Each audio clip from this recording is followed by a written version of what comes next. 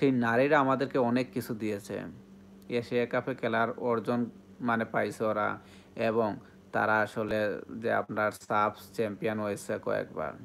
এটা তো অনেক প্রাপ্য আমাদের, অনেক গর্বের একটা বিষয় যে ওরা আমাদেরকে এই উপহারগুলা দিয়েছে, এবং তারা আসলে অনেক সুন্দর খেলে।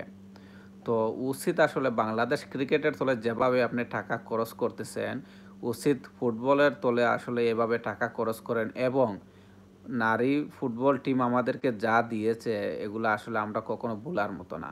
তো তারা যদি আসলে দিন শেষে বেতন পায় না, ভাতা পায় না, তো এটা খুবই ন্যাক্কারজনক একটা বিষয়।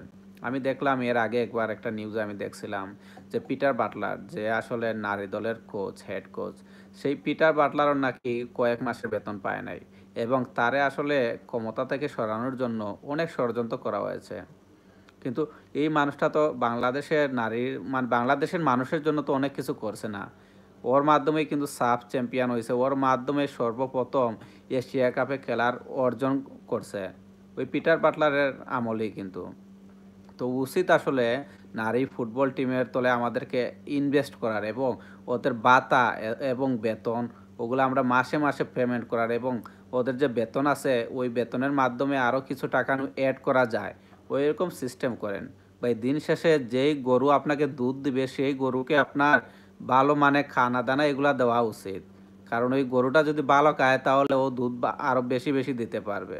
তো এটা আমাদের বাংলাদেশের একটা সমস্যা, যে বাংলাদেশের যেই মানুষটার কাছ থেকে আমরা ২ টা টাকা পাই, যেই মানুষের কাছ থেকে আমরা সম্মান পাই, ওই মানুষটাকে আমরা অবহেলা করি। এটা আসলে কখনো উচিত না। যেই নারী টিম এখনকে আমাদেরকে অনেক ভালো, ভালো গেম উপহার দিতেছে। আপনি চিন্তা করে দেখেন যে মিয়ানমারের ওই আপনার নারী টিম কয়েকদিন আগে যে খেলাটা হইলো মিয়ানমারের সাথে। সেই মিয়ানমারের যে র‍্যাংকিং আছে 55, ওদের র‍্যাংকিং হচ্ছে গিয়ে 55। বাংলাদেশের ভাই মনে হয় ১০০ র উপরে নারী টিম, যেই নারী টিম আবার মিয়ানমারকে হারিয়েছে। তো ভাই নারী টিম তো অনেক ভালো করতেছে। তা আপনারা ওদের তলে টাকা খরচ করতেছেন না কেন? ওরা আজও একটা নিউজের মধ্যে দেখলাম যে ওরা বেতন ভাতা ক্লিয়ার পাচ্ছে না। এটা খুবই লজ্জাজনক একটা বিষয়। তাদের কাছ থেকে আমরা অনেক বড়, বড় উপহার পাইলাম। ওদেরকে আমরা পেমেন্ট মাসে, মাসে পেমেন্ট করলে কি হয়? ওদেরকে আমরা এত অবহেলা করি কেন? ভাই কেন এত অবহেলা করি? ওদের কাছ থেকে আমরা ভালো একটা সার্ভিস পাচ্ছি। ওদেরকে উচিত আমরা ভালো একটা সম্মান দেওয়া। তো এটা আমি আসলে এর জন্যই লাইভে আসলাম, যে এই জিনিসটাই বলবো যে নারী টিমকে উচিত, বাংলাদেশ যে বাফুফে আছে ওদের উচিত আসলে ভালো সম্মান দেওয়া। কারণ ওরা যা পাওয়ার কথা ওরা তা পাচ্ছে না। ওরা আসলে কিছুদিন আগে একটা গেমস আছিল, আপনার ওই মিয়ানমারে একটা গেম আছিল। তো সেখানে যাওয়ার মতো টাকা নাই। ওইটা ওই আপনার আগের যে বাফুফের যে সভাপতি আছিল, ওই কাঁচরাডার বাচ্চার কথা বলতেছি, ডাঠির বাচ্চা। ও আসলে লাইভে এসব কোয়া উচিত না। তো ওই সালাউদ্দিনের আমলে আসলে ওই টাকার জন্য মিয়ানমারে খেলতে যেতে পারে নাই। এরকম একটা অবস্থা হয়েছিল।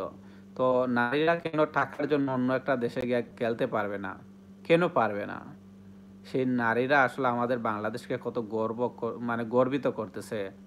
ওই নারীরা আসলে টাকার জন্য অন্য দেশে খেলতে যেতে পারে না। এটা আমাদের জন্য লজ্জা ছাড়া আর কিছুই না। তো সবাই ভালো থাকবেন, সুস্থ থাকবেন, এবং লাইভটা কেমন হয়েছে অবশ্যই জানাবেন, কমেন্ট করবেন। আপনারা যারা এই মুহূর্তে আসলে লাইভ দেখতেছেন অবশ্যই কমেন্ট করবেন। আর যারা আসলে কমেন্ট করছেন দেখতেছি, ভাইয়া কেমন আছেন? ভালো আছেন অবশ্যই। আর আমার পেজের সাথে, চ্যানেলের সাথে থাকবেন। যারা আমার ইউটিউবে আমার লাইভটি দেখতেছেন অবশ্যই সাথে থাকবেন। আর আসলে আমার ইউটিউবে যে ভিডিওগুলো আছে, অবশ্যই এই ভিডিওগুলা থেকে আমাদের আসলে অনেক কিছু শেখার আছে, অনেক কিছু জানার আছে। যারা আমার ভিডিও দেখেন নাই অবশ্যই আমার পেজে যাবেন। হ্যালো ভাইয়া, কমেন্ট করতেছেন। কেমন আছেন ভাইয়া? হাউ আর ইউ ভাইয়া? সম্ভবত উনি আরব কান্ট্রিতে। তো হাউ আর ইউ ভাইয়া, কেমন আছেন আপনি? সো সবাই ভালো থাকেন, সুস্থ থাকেন। আজকের লাইভটা এ পর্যন্তই। আর আপনারা আমার সাথে থাকবেন, আমার চ্যানেলের সাথে থাকবেন, এবং আপনারা দেখবেন আমার যে ভিডিওগুলো আছে এই ভিডিওগুলো থেকে আসলে আপনাদের শিখার অনেক কিছু আছে। আমি কোনো বাজে কোনো কনটেন্ট তৈরি করি না, যে কনটেন্টগুলো আসলে সমাজে মানুষকে আরও অনেক বিভ্রান্তি সৃষ্টি করবে। আমার যে কনটেন্টগুলো আছে এগুলো আসলে অনেক ভালো লাগার কথা আপনাদের। কারণ যারা দেখছেন না আমার কনটেন্টগুলো অবশ্যই দেখে আসবেন। কারণ আমি এখানে কোনো ফালতু ভিডিও বানাই না। আর কোনো ফালতু কাজের সাথে আমি জড়িত না। আমি দেশের যে আপনার যে অনিয়মগুলো আছে এই অনিয়মগুলো আমি আমার চ্যানেলের মাধ্যমে তুলে ধরি। তো যারা আমার ভিডিও দেখেন নাই অবশ্যই দেখে আসবেন। আপনাদের কাছে আমার রিকোয়েস্ট থাকবে যে আপনারা আমার ভিডিও দেখে আসবেন। তো সবাই ভালো থাকেন, সুস্থ থাকেন। আল্লাহ হাফিজ। আসসালামু আলাইকুম।